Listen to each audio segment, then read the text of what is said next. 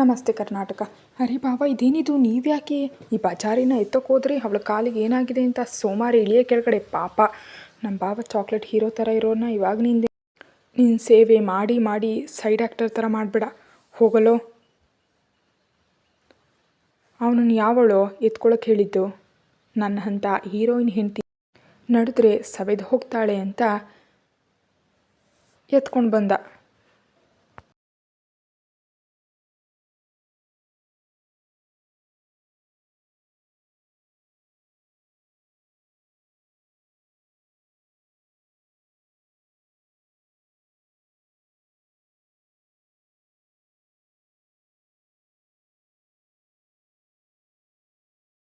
ನಾನೇನೋ ಮಾಡಲಿ,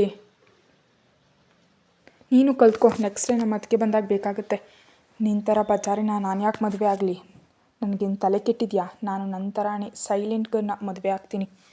ನನ್ನಂಥ ಹುಡುಗಿ ಸಿಗೋಕ್ಕೂ ಪುಣ್ಯ ಮಾಡಿರಬೇಕು. ಆ ಪುಣ್ಯ ನಿನಗೆಲ್ಲ ಐತೆ. ಹೋಗಿ ಪಾಪಿ ತಗೊಬಂದು.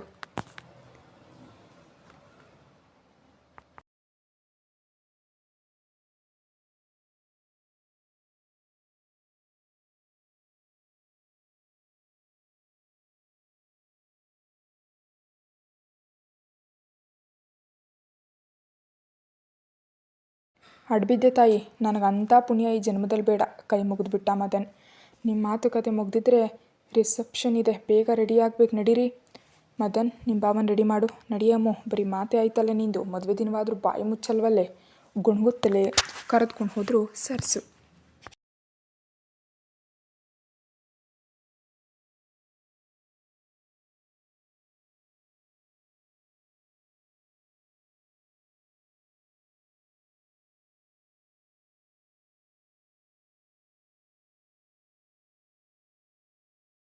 ಅಮ್ಮು, ಅಕ್ಷಯ್ ತುಂಬ ಇಷ್ಟಪಟ್ಟು ಈ ಸ್ಯಾರಿ ತಂದಿದ್ದಾನೆ. ರಿಸೆಪ್ಷನ್ಗೆ ಇದೇ ಸ್ಯಾರಿ ಹಾಕೋ. No chance. ನಾನು ತುಂಬ ಇಷ್ಟಪಟ್ಟು ನಮ್ಮಪ್ಪ ಕಷ್ಟಪಟ್ಟು ಸಂಪಾದಿಸಿರೋ ದುಡ್ಡಲ್ಲಿ ಲೆಹಂಗಾ ತಂದಿದ್ದೀನ, ನಾನು ಅದೇ ಹಾಕ್ಕೊಳ್ಳೋದು. ಪಾಪ ಕಣೆ, ಆ ಹುಡುಗ ಇಷ್ಟಪಟ್ಟಿದ್ದೆ. ಹಾಕ್ಕೊಳ್ಳೋ ಬಂಗಾರಿ, ಇನ್ನೊಮ್ಮೆ ಲೆಹಂಗಾ ಹಾಕ್ಕೊಳ್ಳುವೆ.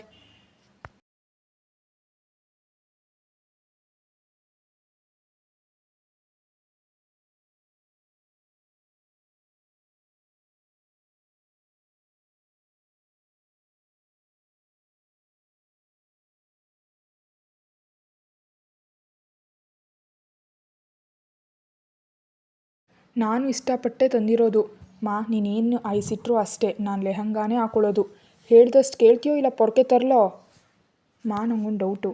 ಏನವ್ವ ನಿನ್ನ ಡೌಟು?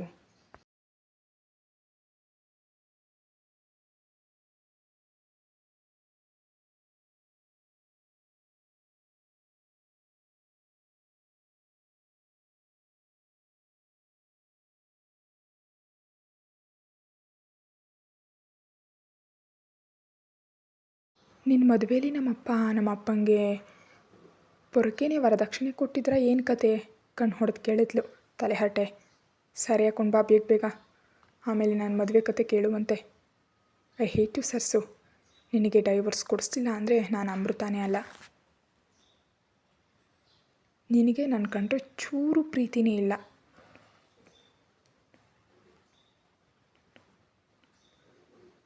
ನಾನು ಯಾವನಿವತ್ತು ಬಂದವನಿಗೋಸ್ಕರ ನನ್ನ ಇಷ್ಟನ್ನೆಲ್ಲ ಬಲಿ ಕೊಡ್ತೀಯಾ? ಹೋಗು.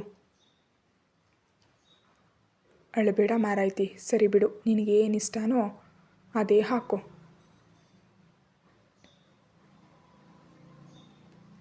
ನನ್ನ ಕಣ್ಣು ಮುಂದೆ ನಿಲ್ಲದೆ ಮೊದಲು ಹೊರಗೋಗು. I hate you.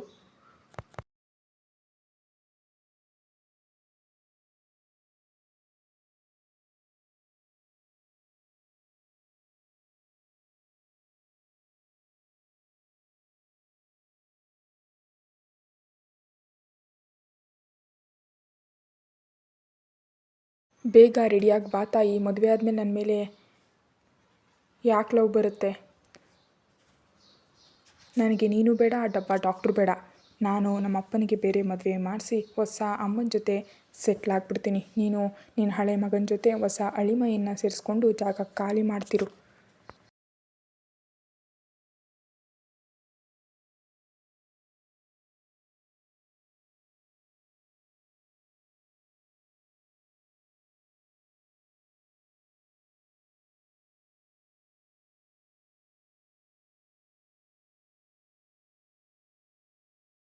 ತರಲೆ ತಗೊಂಬಂದು ಬೇಗ ರೆಡಿಯಾಗು, ಮತ್ತು ಆಮೇಲೆ ಆಡುವಿ ಅಂತೆ. ತರಲೆ ಅಮ್ಮ, ದೊಡ್ಡ ತರಲೆ. ಮದನ್, ಪೊರಕೆ ಎಲ್ಲಿ ಸಿಗುತ್ತೆ ವಿಚಾರಿಸು ಸ್ವಲ್ಪ. ಆಯಿತು ಬಿಡು, ರೆಡಿ ಆಗ್ತೀನಿ. ಅದಕ್ಕೆ ಯಾಕೆ ಹಿಂಗೆ ಆಡ್ತೀಯ?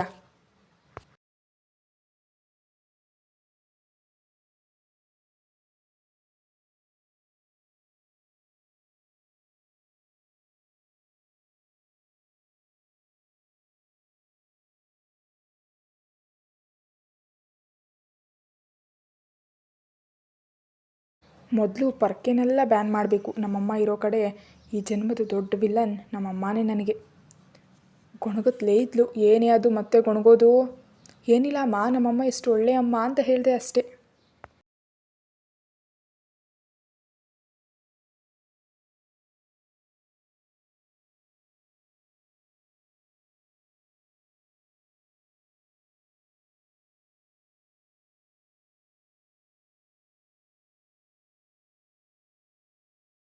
ಅಮ್ಮು, ರೆಡಿ ಆದ್ಯಾ? ನಮ್ಮ ಬಾವಾಜಿ ಆಗಲೇ ಫುಲ್ ಮಿಂಚಿಂಗು. ನೀನು ಕಾದು ಕಾದು ಪಾಪ ಅವ್ರಿಗೆ ಅಲ್ಲಿ ಸುಸ್ತಾಯಿತು. ಮಾತನಾಡ್ತಲೇ ಒಳ ಬಂದಿದ್ದ ಮದನ್. ಮೊದಲು ನೀನು ಇಷ್ಟೊತ್ತು ಅಲ್ಲಿ ಏನು ಮಾಡ್ತಿದ್ದೆ ಅಂತ ಬೊಗಳು.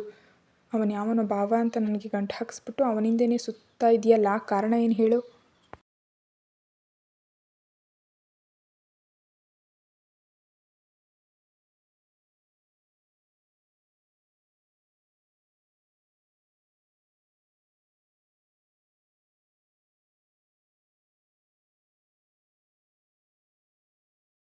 ಅಂತ ಚಾಕ್ಲೇಟ್ ಹೀರೋ ನನ್ನ ಭಾವ ಆಗಿರೋದು ನನ್ನ ಪುಣ್ಯ ಕಣೆ ಅಮ್ಮು. ಯಾರಾದರೂ ಲೈನ್ ಹೊಡೆದ್ಬಿಡ್ತಾರೇನೋ ಅನ್ನೋ ಭಯಕ್ಕೆ ಅವ್ರ ಜೊತೆ ನಾನು ನಿಂತಿದ್ದೆ. ಹೇಗಿದ್ರು ಅವರು ಸೇಲ್ ಆಗೋದ್ರಲ್ಲ, ಇಲ್ಲಿ ಬಂದಿರೋ ಹುಡುಗಿರಲ್ಲಿ ಯಾರಾದರೂ ಒಬ್ಬರು ನಂಗೆ ಸಿಗ್ತಾರೆ ಅಂತ ಅವ್ರ ಪಕ್ಕನೇ ನಿಂತಿದ್ದೆ. ಆಹಾ, ಸೀಮೆಯಲ್ಲಿಲ್ಲದೆ ಇರೋ ಅಂಥ ಸುಂದರು. ಇವರು ಇಲ್ಲಿಗೆ ಬಂದಿರೋ ಹುಡುಗಿರೆಲ್ಲ ಈ ಮುಸುಡಿಗಳನ್ನೇ ನೋಡ್ತಾರಲ್ವಾ ಎನ್ನುತ್ತಾ ಮೂತಿಗೆ ತಿವಿದ್ಲು ಅಮೃತ.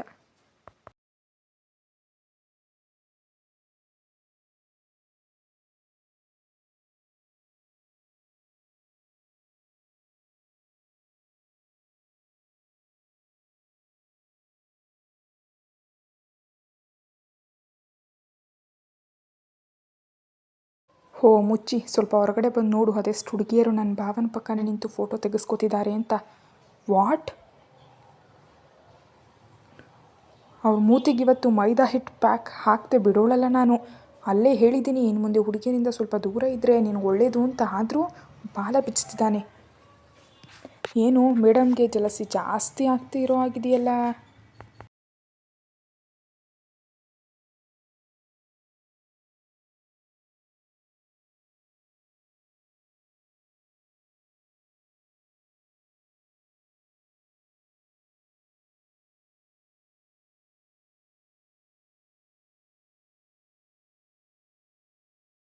ಛಲಸಿನೂ ಇಲ್ಲ, ಎಂಥದ್ದೂ ಇಲ್ಲ. ಈ ಅಮೃತ ಗಂಡ ಯಾರ್ಯಾರ ಜೊತೆ ನಿಂತಿದ್ರೆ ನೋಡಿದವ್ರು ಏನಂತ ಅಂದ್ಕೊಳ್ಳಲ್ಲ. ಆಮೇಲೆ ಎಲ್ಲರೂ ನಮ್ಮ ಅಪ್ಪನ ಬೈಯಲ್ವಾ, ಅವನು ಯಾವನು ಜೊಲ್ಪಾಟಿನ ತಂದು ಮಗಳಿಗೆ ಗಂಟು ಹಾಕಿದೆಯಲ್ಲ ಅಂತ.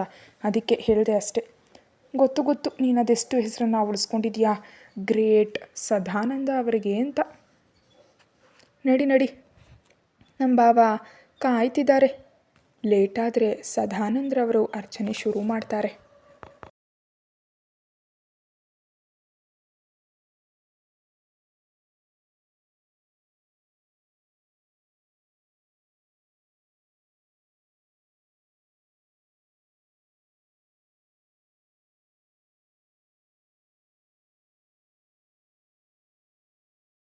ವಾರೇ ವಾಹ್, ಮಿಸ್ಸಸ್ ಅಮೃತ ಅಕ್ಷಯ್, ಗೊಂಬೆ ಥರ ಕಾಣಿಸ್ತಾ ಇದೆಯಾ ಕಣೆ ಮೈಕು. ಹುಣ್ಣಿಮೆ ಚಂದ್ರನ ನಾಚು ಆಗಿದೆ ನಿನ್ನ ಹೊಳಪು. ಅಮಾವಾಸ್ಯೆಯಲ್ಲೂ ಬೆಳಕು ಚೆಲ್ಲುವುದು ನಿನ್ನ ಅಂದವು. ಯೋ ಸಾಕು ನಿಲ್ಲಿಸು. ನನ್ನ ಕಿವಿಲಿ ರಕ್ತ ಬರ್ತಿದೆ ನಿನ್ನ ಕಿತ್ತೋದ ಸಾಲುಗಳು ಕೇಳ್ತಾ ಇದ್ರೆ. ಮನಸಾರೆ ಹೊಗಳ್ತಿದ್ದವನಿಗೆ ಕಡಿವಾಣ ಹಾಕಿದ್ಲು ಮಾತಿನ ಮಲ್ಲಿ.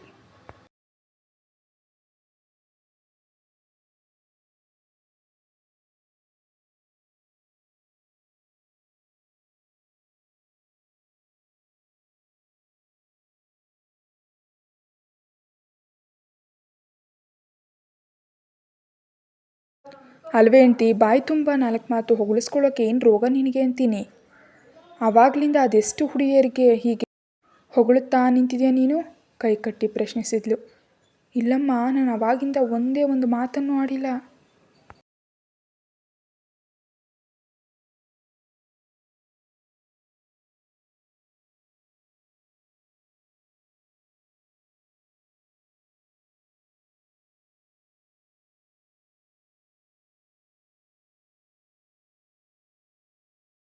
ಆ ಹುಡುಗಿಯರೇ ಸುಮ್ಮನೆ ಬಂದು ನನ್ನ ಪಕ್ಕ ನಿಂತು ಫೋಟೋ ತೆಗೆಸ್ಕೊತಿದ್ರು. ನಾನು ಏನು ಮಾಡಲಿ ಹೇಳು?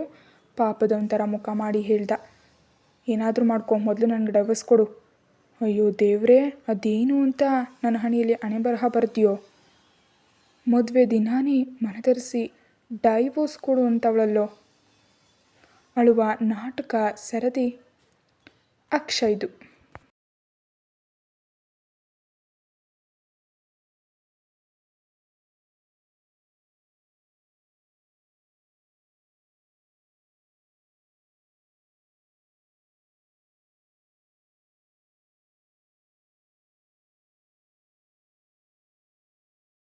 ನಿನ್ನ ನಾಟಕ ಸಾಕು, ಹೇಳು, ಡೈವರ್ಸ್ ಯಾವಾಗ ಕೊಡ್ತೀಯಾ?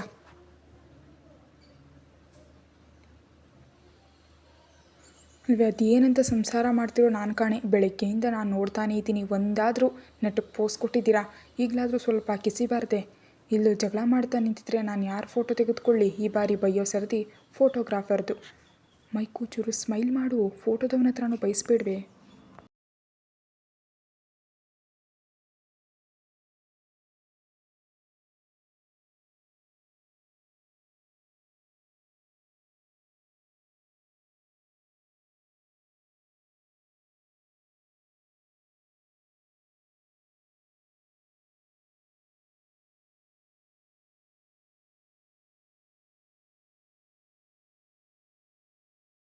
ಸಾಕು ಮಾರೈತಿ ಸಾಕು, ಯಾವುದಾದ್ರೂ ಟೂತ್ ಪೇಸ್ಟ್ ಅಡ್ವರ್ಟೈಸ್ಮೆಂಟ್ಗೆ ಕರ್ಕೊಂಡು ಹೋಗ್ಬೋದು. ಥ್ಯಾಂಕ್ಸ್. ನೋಡಮ್ಮ, ನಾನು ಹೇಳಿದಾಗೆಲ್ಲ ಪೋಸ್ಟ್ ಕೊಡಬೇಕು. ನಿಮ್ಮ ಅಣ್ಣ ಮೊದಲೇ ಹೇಳಿದ್ದಾನೆ, ಚೆನ್ನಾಗಿ ಫೋಟೋಸ್ ತೆಗಿಲಿಲ್ಲ ಅಂದರೆ ದುಡ್ಡು ಕೊಡಲ್ಲ ಅಂತ. ನನ್ನ ಹೊಟ್ಟೆ ಮೇಲೆ ಹೊಡಿಬೇಡ ತಾಯಿ, ದಯವಿಟ್ಟು ಒಂದೆರಡು ಪೋಸ್ಟ್ ಕೊಟ್ಟು ಪುಣ್ಯ ಕಟ್ಕೊ.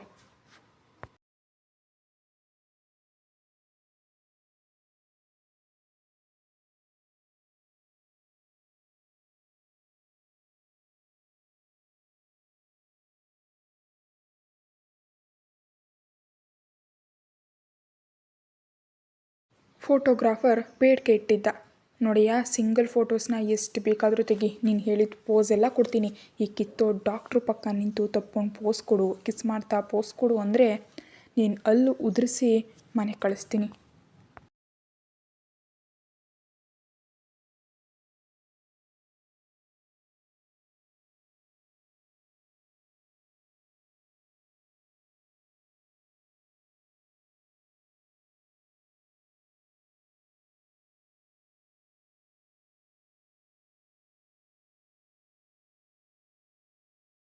ತಲೆ ಮೇಲೆ ಕೈ ಹೊತ್ತು ಕುಳಿತುಬಿಟ್ಟ ಫೋಟೋಗ್ರಾಫರ್. ಅಲ್ಲಮ್ಮ, ಸಿಂಗಲ್ ಫೋಟೋನೇ ತೆಗಿಯೋಕ್ಕಾಗುತ್ತಾ? ಮದುವೆ ಅಂದಮೇಲೆ ಜೋಡಿ ಫೋಟೋಸ್ ತೆಗಿಲೇಬೇಕಲ್ವ ತಾಯಿ?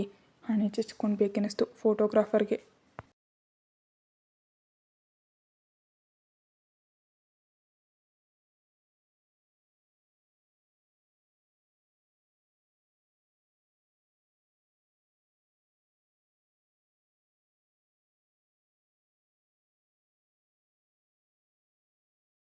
ಆಗಲ್ಲ ಆಗಲ್ಲ ಆಗಲ್ಲ, ನಾನು ಈ ಮೂತಿ ಜೊತೆ ಫೋಟೋಸ್ ತೆಗೆಸ್ಕೊಳ್ಳಲ್ಲ. ಬಂದಿದ್ದಾರಲ್ಲ ಅವನ ಕಡೆ ಹುಡುಗಿಯರು, ಕಮಲ, ಸುಮಲ, ಮೃದುಲ, ಜೈಮಾಲ, ಅವ್ರ ಜೊತೆ ನಿಂತ್ಕೊಂಡು ತೆಗೆದುಕೊಳ್ಳೋಕೆ ಕೇಳ ಅವನಿಗೆ. ಪಕ್ಕದಲ್ಲೇ ರಿಸೆಪ್ಷನ್ಗಾಗಿ ಅಲಂಕರಿಸಿದ ಚೇರ್ ಮೇಲೆ ಆಟ ಹಿಡಿದು ಕುಳಿತುಬಿಟ್ಲು. ಲೇ ಮೈಕು, ನಿನಗೆ ಕೋಪವೇಕೆ ಬೇಕು?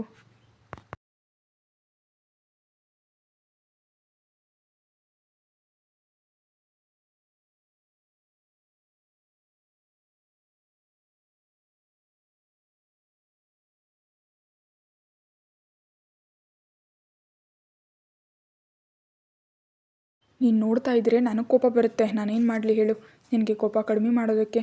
ನಾವೇನು ಮಾಡಬೇಕು ಹೇಳು ಮಾರಾಯ್ತಿ, ಮಾಡ್ತೀನಿ ಹೋಗಲಿ. ಕೈ ಮುಗಿದ್ಬಿಟ್ಟ ಹುಡುಗ. ನನಗೆ ಬಿರಿಯಾನಿ ಬೇಕು, ಬಿರಿಯಾನಿ ತಿಂದಿಲ್ಲ ಅಂದರೆ ನನ್ನ ಕೋಪ ಹೋಗಲ್ಲ. ಮದುವೆ ದಿನಾನೂ ಬಿರಿಯಾನಿ ಕೇಳ್ತೀಯಲ್ಲೇ ಮಾರಾಯ್ತಿ?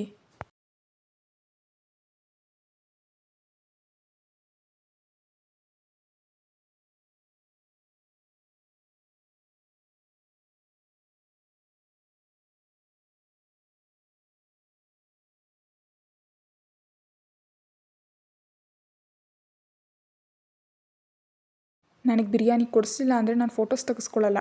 ಸಿಂಪಲ್. ಕಣ್ಣು ಹೊಡೆದಿದ್ಲು. ರಿಸೆಪ್ಷನ್ ಮುಗಿದ್ಮೇಲೆ ಮನೆಗೆ ಹೋಗುವಾಗ ಗ್ಯಾರಂಟಿ ಕೊಡಿಸ್ತೀನಿ ಆಯಿತಾ? ಪುಸಿ ಹೊಡೆದಿದ್ದ ಹುಡುಗ. ನಿಜವಾಗ್ಲೂ?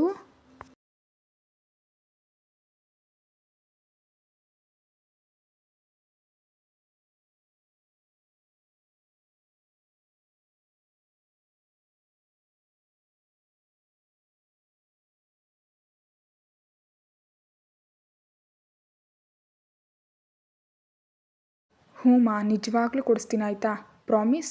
ಹಸ್ತ ಚಾಚಿದ್ಲು. ನನ್ನ ಮುದ್ದು ಮೈಕು ಪ್ರಾಮಿಸ್. ಕೆನ್ನೆ ಹಿಂಡಿದ ಹುಡುಗ. ಯೋ ಫೋಟೋಗ್ರಾಫರ್ ಬಾರಯ್ಯ.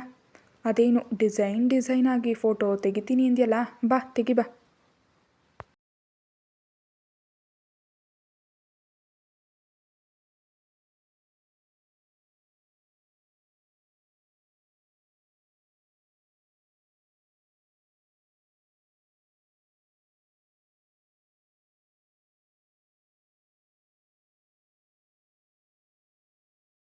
ನೀನು ತೆಗಿಯೋ ಫೋಟೋಸ್ ಹೇಗಿರ್ಬೇಕಂದ್ರೆ ಅಲ್ಲಿ ಕೂತಿದ್ದಾರಲ್ಲ ಕಮಲ, ಸುಮಲಾ, ಮೃದುಲಾ, ಜೈಮಾಲ ಎಲ್ರಿಗೂ ಹೊಟ್ಟೆ ಉರಿಬೇಕು. ಒಂದೇ ಒಂದು ಫೋಟೋ ಚೆನ್ನಾಗಿ ಬಂದಿಲ್ಲ ಅಂದರೆ ಹುಡುಕ್ಕೊಂಡು ಬಂದು ಹೊಡಿತೀನಿ ಮಗನೇ, ತೋರು ಬೆರಳು ತೋರಿಸ್ತಾ ಹೇಳಿದ್ಲು.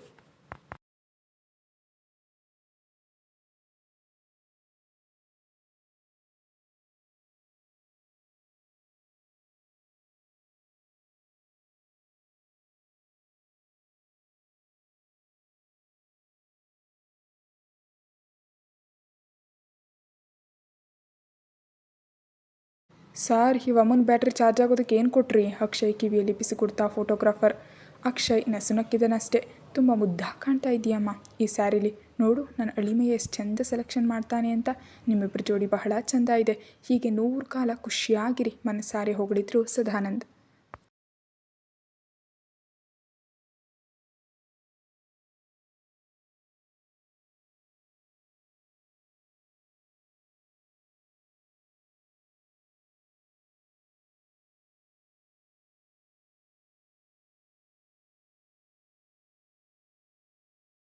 ನನ್ನ ಸೆಲೆಕ್ಷನ್ ಆಲ್ವೇಸ್ ಸೂಪು ಮಾವ, ಕಾಲರ್ ಮೇಲೆತ್ತಿ ಹೇಳ್ದ ಅಕ್ಷಯ್. ಮುನಿಸು ಬಂದ್ಬಿಟ್ಟಿತ್ತು ಅವಳಿಗೆ. ಪಪ್ಪ, ಏನು ಈ ಮಾತಿನ ಅರ್ಥ? ಈ ಡಪ್ಪ ಸ್ಯಾರಿ ಹಾಕ್ಕೊಂಡಿರೋದ್ರಿಂದ ನಾನು ಚೆನ್ನಾಗಿ ಕಾಣಿಸ್ತಾ ಇದ್ದೀನಾ? ಅಂದರೆ ನಾನು ಚೆನ್ನಾಗಿಲ್ಲ ಅಂತ ನೀವು ಹೇಳ್ತಾ ಇರೋದು? ಮುಖ ಊದಿಸ್ಬಿಟ್ಲು.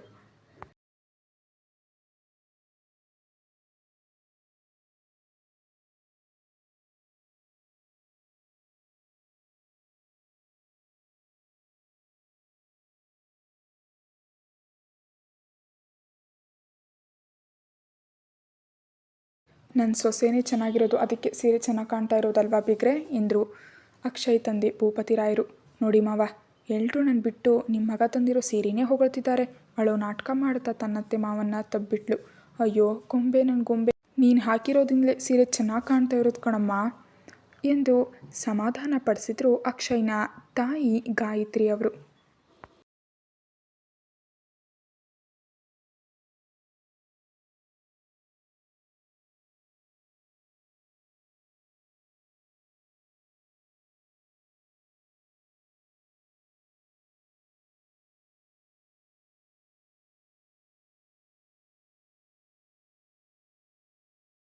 ಕೇಳಿಸ್ಕೊಳ್ಳಿ ಪಪ್ಪ, ನಾನೇ ಚೆನ್ನಾಗಿರೋದು ಗೊತ್ತಾಯ್ತಾ?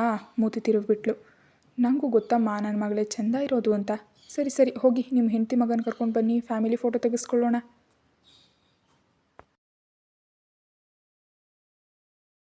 ಕತೆ ಮುಂದುವರಿಯುತ್ತೆ. Thank you so much for watching.